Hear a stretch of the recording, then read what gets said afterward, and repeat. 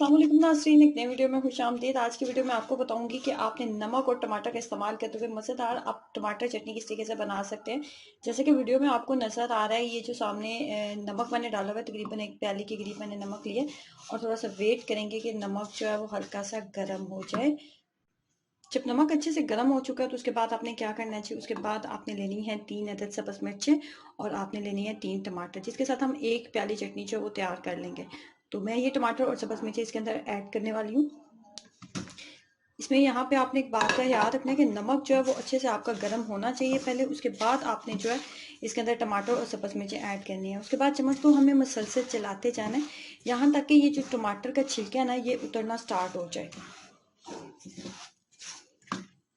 इसके बाद ये सब्ज़ मिर्ची मैंने निकाली है क्योंकि सब्ज़ मिर्चों का छिलका जो होता है वो बारीक होता है, इतना ज़्यादा मोटा नहीं होता। ये बहुत जल्दी जो है इनकी बुनाई हो गई थी और आप देख रहे हैं बस इतनी देर तक इसकी बुनाई करनी है कि ऊपर का छिलका जो है आसानी से उतर जाए। उसके बाद जो टमाटर है उनको मज़ीद 5 मिनट मैंने बुनाई की थी और वो भी मैंने निकाल ली है।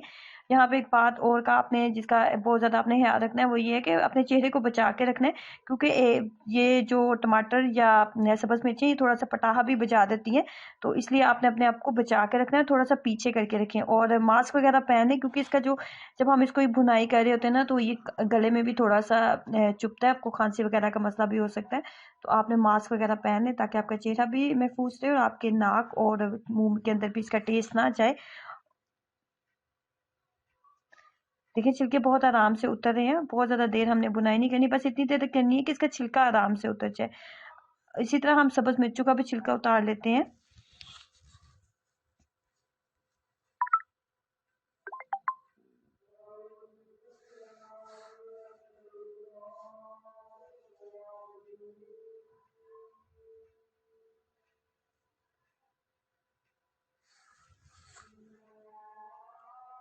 उसके बाद यहाँ पे हमने किसी भी ग्राइंडर मशीन का इस्तेमाल नहीं करना। अब यहाँ पे पहले मैंने पानी के अंदर से इन तमाम को निकाल लिया है अच्छे से, ताकि इसके ऊपर जो इजाफी नमक लगा था ना वो उतर जाए। और अब क्या करना है कि आप अपने इस तरह जो मैशर होता है उसका इस्तेमाल करते हुए, पोटैटो मैशर वगैरह जो हम इस्तेमाल करते हैं उसका इस्तेमाल करते हुए आपने इसको इस तरीके से पीसना है। ग्राइंडर का इस्तेमाल ना कीजिएगा या किसी भी ऐसी चीज़ का जिसमें आप इसको आराम से पीस लें, तो आप हाथ से इसको कोशिश करें इसको करने की। जो टेस्ट हाथ के साथ बनेगा ना और जो टेस्ट इस चटनी का हाथ के साथ बनाने के बाद आता है वो टेस्ट आपको जो है वो ग्राइंडर मशीन में नहीं मिलेगा।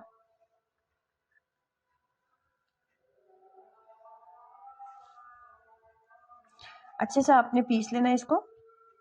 जब अच्छे से इसका टेस्ट बन जाए, ये इस तरह पीस जाए, तो उसके बाद हमने लेना है एक फ्राई पैन ले लें या फिर आप सॉस पैन ले लें, तो उसके अंदर हमने फ्लेम को लो रखते हुए इसको अच्छे से हमने इसका पानी ड्राई कर लेना है, ताकि ये 3 से 4 दिन अगर पड़ी भी रहे तो ये खराब ना हो। इसका पानी हमने मुकम्मल तौर पर ड्राई करना है। टमाटर मज़ीद कुक हो जाए, यहाँ पे मैंने थोड़ा सा नमक ऐड किया है, आधी चाय के चम्मच नमक ऐड किया है। अगर आपको लग रहा है कि जब हमने बुनाई किया तो उस दौरान इसके अंदर नमक चला गया होगा, ये पहले से नमकीन है, तो ऐसा कुछ भी नहीं होता। और इसके ऊपर से हम बस हमने बुनाई की तो इसके अंदर नमक नहीं गया और मज़ीद मैंने इसको एक दफ़ा वॉश भी कर लिया। अब पानी इसका मुकम्मल ड्राई हो गया है, पानी बिल्कुल इसके अंदर नहीं होना चाहिए।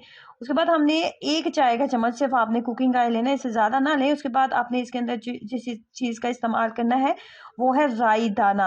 राई दाना हम इसके अंदर ऐड करेंगे। राई दाना ऐड करने के बाद हम इसके अंदर थोड़ा सा लहसुन और अदरक का पेस्ट भी ऐड करेंगे। मैंने 3 सब्ज़ मिर्चों के साथ इसकी बुनाई की थी और 3 सब्ज़ मिर्चों के साथ मैं चटनी को तैयार कर रही हूँ। अगर आपने 1 सब्ज़ मिर्च डाली है ना तो यहाँ पे मामूली सी आप जो है लाल मिर्च पाउडर का भी इस्तेमाल कर सकते हैं, अगर सब्ज़ मिर्च की मिकदार आपने कम रखी थी।